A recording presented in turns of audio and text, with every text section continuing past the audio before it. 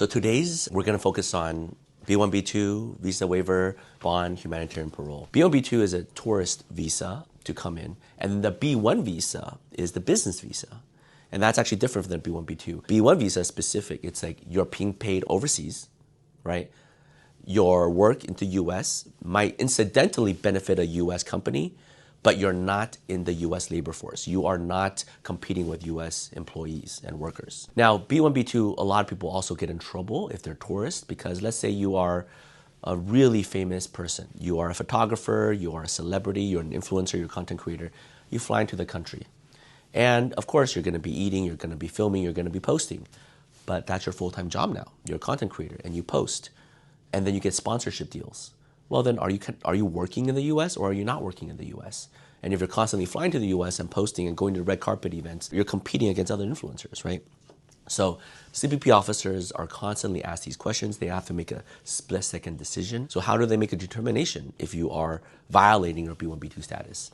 The biggest indication is, well, your airfare, your hotel, what you're doing, how you make your money. And a lot of times they ask, what do you do for a living?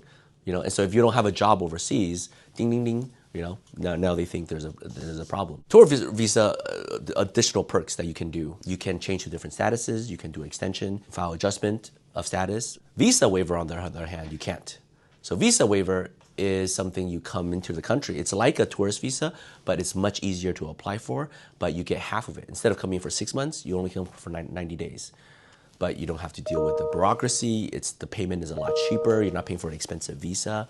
And only certain countries have it. Bond is when the consular officer doesn't quite believe you, right? You say you're going to come back to their home country, but they don't believe you because your family is already in the US, given your age, your able working body, 90% big data suggests you will just go there and just get a job. So in a point where they want to approve you, but they don't quite believe you, there's the bond.